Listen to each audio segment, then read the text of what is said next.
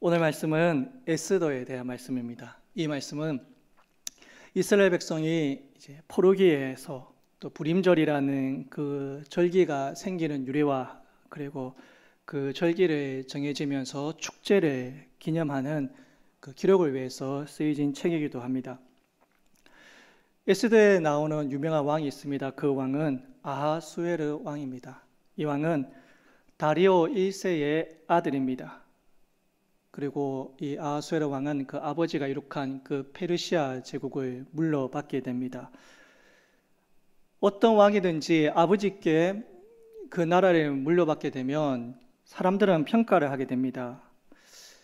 이 왕이 이 나라를 이끌 수 있는 제목인가를 평가하게 됩니다. 그래서 새로 상속받은 이 왕은 내가 이 나라를 이끌 수 있는 제목임을 증명해 나가야 됩니다.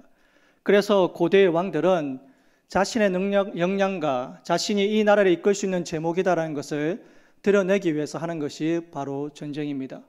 그러하기에 이 아하수에르 왕도 아버지로부터 물려받은 이 페르시아 제국을 내가 잘 통치할 수 있음을 나타내기 위해 전쟁을 벌입니다. 우리가 잘 알고 있는 이 아하수에르 왕은 100만 대군을 이끌고 그리스를 점령하러 갑니다.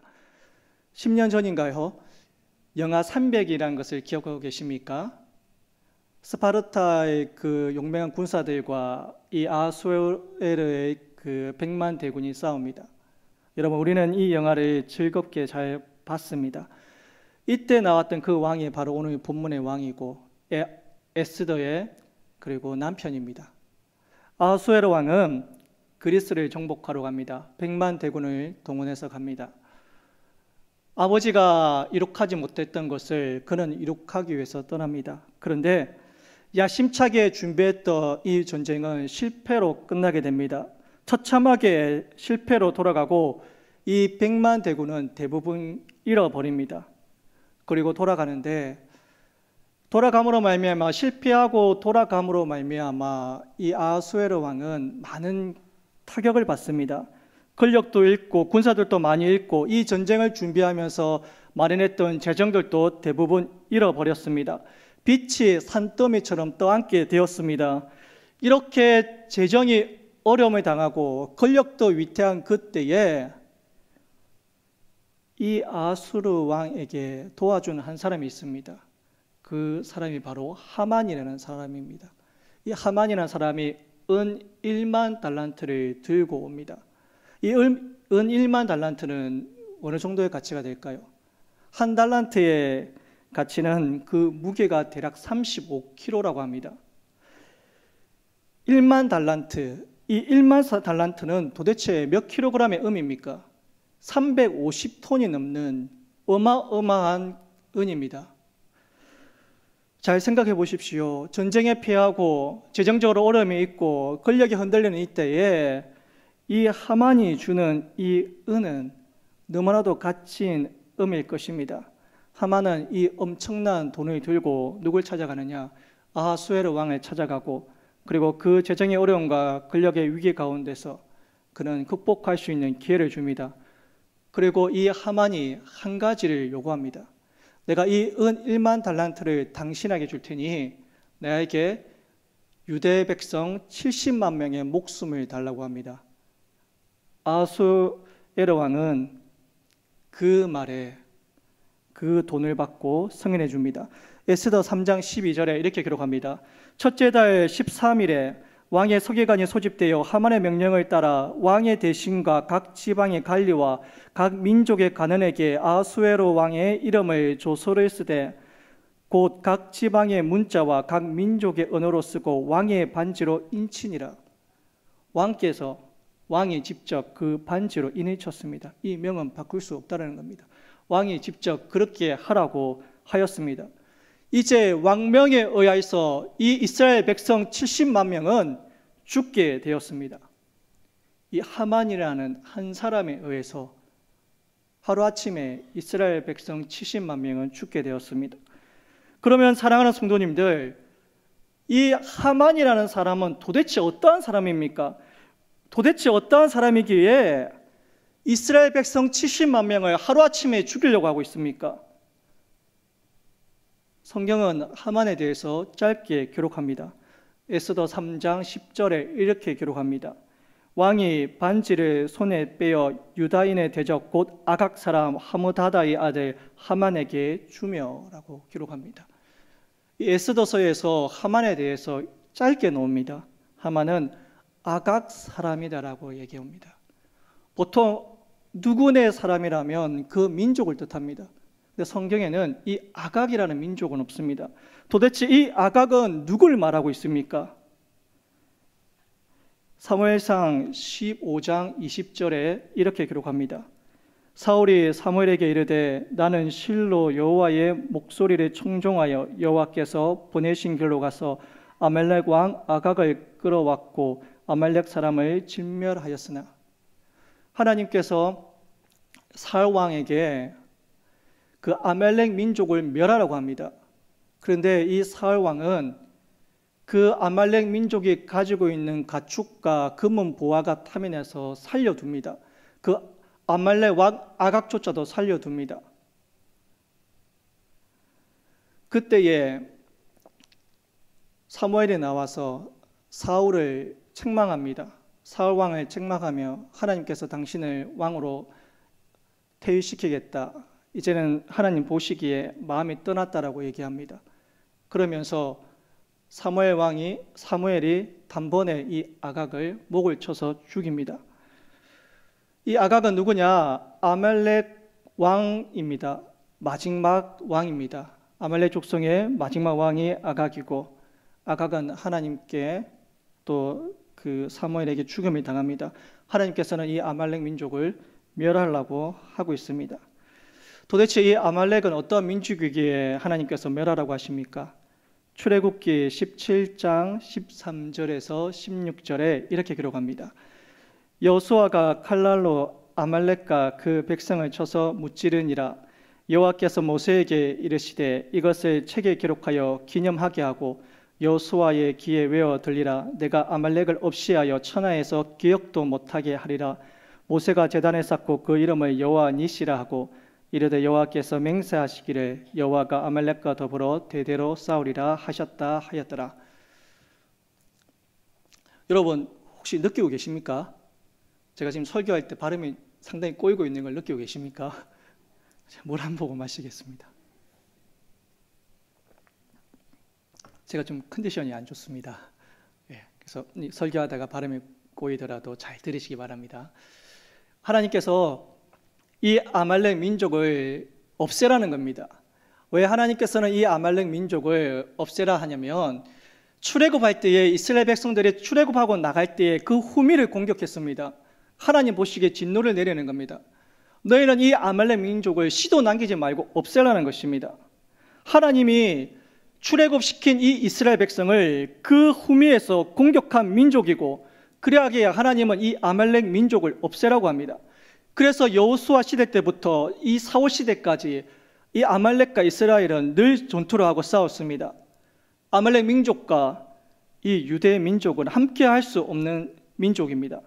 특별히 사울 왕 손에 아말렉 민족은 멸절에 당했습니다. 그리고 사무엘 손에 아각 왕, 아말렉 왕인 아각은 죽임을 당했습니다. 여러분, 아각 사람 하만이라 하면 아말렉 민족 아각 사람이라는 겁니다. 아말렉 민족 하만 사람입니다. 그리고 또 한 명 등장하는 사람이 바로 모르드게입니다. 이 모르드게는 어떠한 사람입니까? 에스더 2장 5절에 이렇게 기록합니다. 도성 수산에 한 유다인이 있으니 이름은 모르드게라. 그는 베냐민 자손이니 기스의 증손이요 시므이의 손자요 야일의 아들이라 라고 합니다. 이 모르드게는 베냐민 자손이고 기스의 증손입니다. 이 기스가 누굽니까? 사울 왕의 아버지입니다. 그럼 이 모르드게는 누구의 혈통입니까? 사울 왕의 혈통입니다. 여러분 잘 보십시오. 하만은 아말렉 왕 아각의 혈통이고 모르드게는 유다의 베냐민 지파의 그 사울 왕의 족속입니다. 여러분, 철천지 민족적으로는 원수입니다. 하만이 단지 모르드게가 절을 하지 아니하는 이유로 이 이스라엘 백성 70만 명을 절멸시켰겠습니까? 그러한 조소를 만들었겠습니까? 하만은 어떻게 보면 이 모르드게의 한 행동을 넘어서 모르드게가 자기에게 전하지 않았다라는 그것을 넘어서 이 이스라엘 민족을 전멸시키고자 합니다. 민족의 원수이기도 하기 때문에 그렇습니다. 그들이 모르드게의 민족을 하만에게 알리고, 그리고 하만은 모르드게만 죽이는 것이 아니라 이 아하수르의 온 나라에 있는 그 모르드게의 민족을, 유대 민족을 다 멸하고자 하고 있습니다. 이 싸움의 문제는 하만과 모르드게의 개인적인 문제가 아닙니다. 크게 본다면 이스라엘과 아말렉의 싸움입니다. 하나님께서 출애굽 시대부터 아말렉을 진멸시켜라, 멸절시키라고 명령하셨는데, 이제는 도리어 반대로 하만이, 그 아말렉의 후예인 하만이 이스라엘 백성을 절멸시킬 위기에 처해 있습니다. 이것을 크게 본다면 하나님의 역사에 도전하는 것이고 영적인 싸움인 것입니다. 그런데 모르드게는 끝까지 하만에게 무릎을 꿇지 않습니다. 모르드게는 이 싸움의 본질을 알고 있습니다. 절을 하느냐, 절을 하지 않느냐, 이것이 문제가 아니다라는 것입니다. 이로 인하여서 이스라엘 백성은 이 땅 위에 없어질 위기에 처하게 되었습니다. 하만이 이 유다 민족을 없애기 위해서 은 350톤을 준비하며 이스라엘 백성의 그 70만 명의 생명을 요구합니다. 이 악한 하만의 모습을 보십시오. 얼마나 악랄합니까? 우리가 살아가는 세상이 이런 것 같습니다. 세상은 하나님 믿는 백성을 어떻게든 멸절시키기 위해서 모든 방법을 사용하고 있습니다. 그것이 돈이 되었든 권력이 되었든 이 세상은 세상이 할 수 있는 모든 방법을 동원해서 예수 믿는 사람들을 멸절시키고자 합니다. 여러분은 이러한 세상 가운데서 어떻게 살아가고 있습니까? 모르드게는 유대인이 죽게 될 날을 알게 되었습니다. 그 학살 계획을 알게 되었습니다. 날짜도 정해졌습니다. 12월 13일입니다. 사랑하는 성도 여러분들, 그렇다면 모르드게는 이 싸움을 어떻게 준비하고 있습니까? 모르드게는 이 싸움에서 살아남기 위해서 어떠한 준비를 하고 있습니까? 에스더 4장 1절에 이렇게 기록합니다. 모르드게가 이 모든 일을 알고 자기의 옷을 찢고 굵은 배의 옷을 입고 재래에 뒤집어 쓰고 성중에 나가서 대성통곡하며. 모르드게가 하는 것이 무엇입니까? 문지기로서 그 문 앞에서 하는 것이 무엇입니까? 그 옷을 찢고 베옷으로 갈아입고 재래에 뒤집어 쓰고 나가서 울고 있습니다. 모르드게가 하는 것이 무엇입니까? 그저 그 성문 앞에서 울고 있습니다. 칼을 가는 것도 아니라 사람을 모으는 것도 아니라 모르드게는 자기가 있는 그 자리에서 울고 있습니다. 이스라엘 백성들도 이 소문을 다 들었습니다. 그들은 어떻게 하고 있습니까? 에스더 4장 3절 이렇게 기록합니다. 왕의 명령과 조서가 각 지방에 이름에 유다인이 크게 외통하여 금식하며 울며 부르짖고 굵은 배의 옷을 입고 제에 누운 자가 무서워하더라. 이스라엘 백성이 70만 명입니다. 소집해야 될 거 아니겠습니까? 어떻게든 무기를 만들어야 되지 않겠습니까? 12월 13일이 자기가 죽는 날인데 1년이나 남았습니다. 그러면 군대를 조직해야 되지 않겠습니까? 무언가 만들어야 되지 않겠습니까?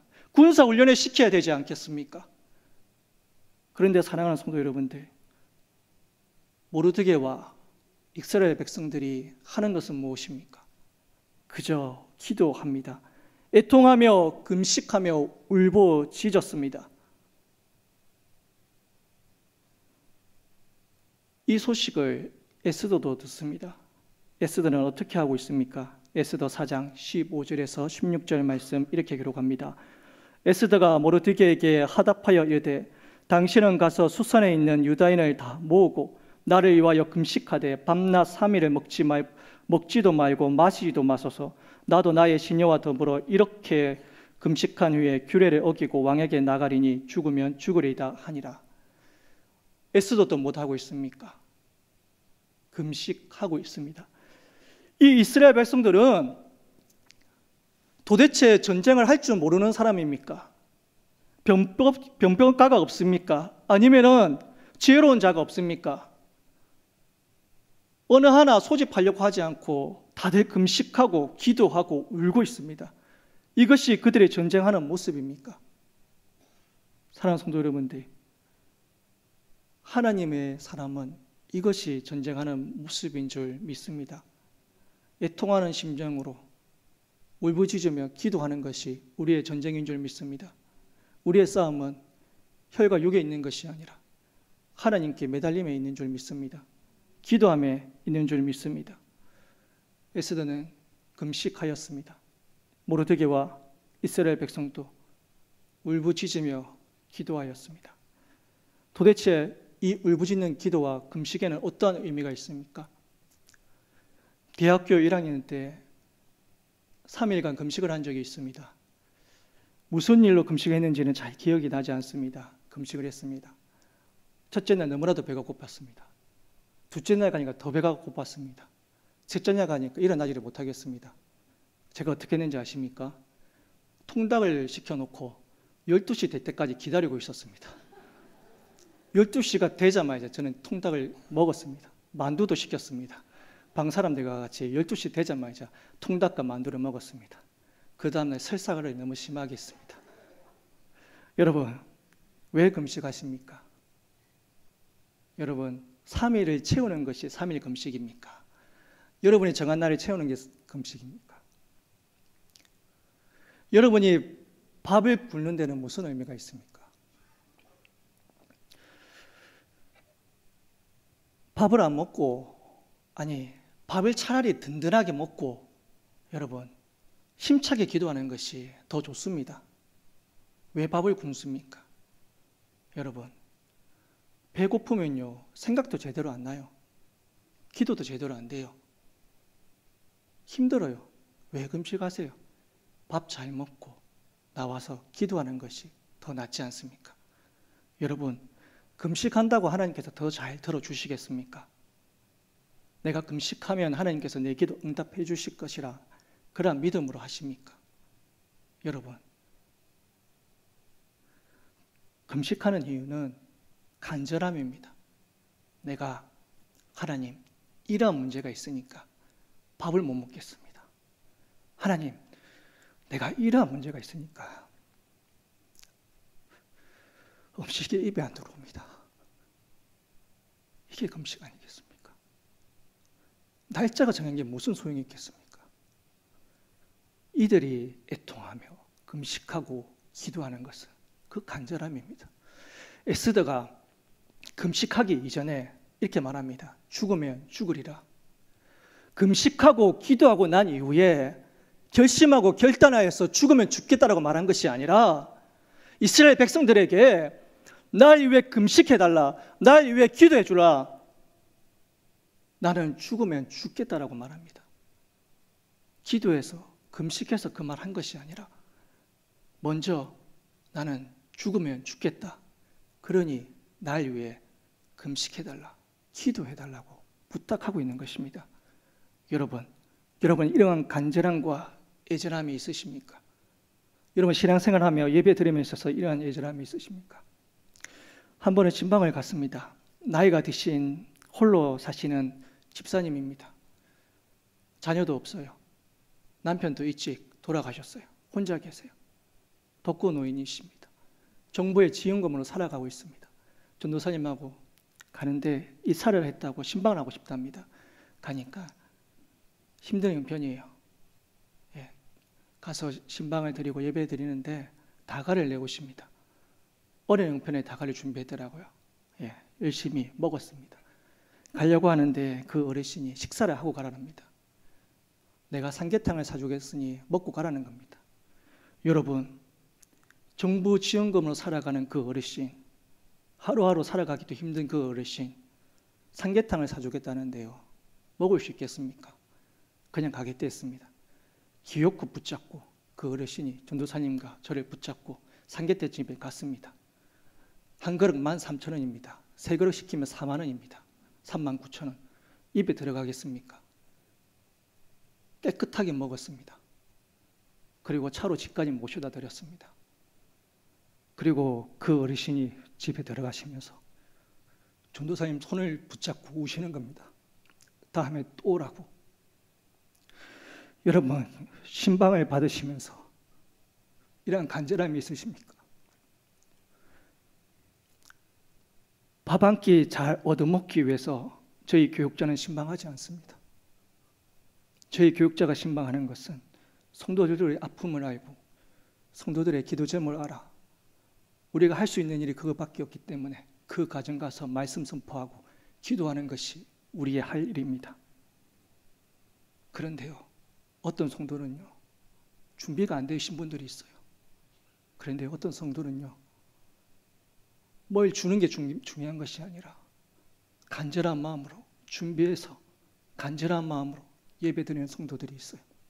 사랑하는 성도 여러분들, 금식하는 것이 과연 여러분에게 소중한 일이십니까? 여러분은 이 금식을 떠나서 간절함이 있으십니까? 여러분 그 예배 가운데 간절함이 있으십니까? 오늘 이 시간 여러분 하나님께 그 간절함이 다시금 회복되어지기를 원합니다. 여러분의 가정에서, 여러분의 직장에서, 이 교회에서 나는 정말 간절하게 살아가고 있는가? 나는 정말 죽으면 죽으리라는 이 간절한 심령으로 하나님께 기도하고 주의 말씀을 받고 있으며 그렇게 신앙생활하고 있는지 한번 돌아보시는 오늘 저녁 되시기를 주의 이름으로 간절히 축복드립니다.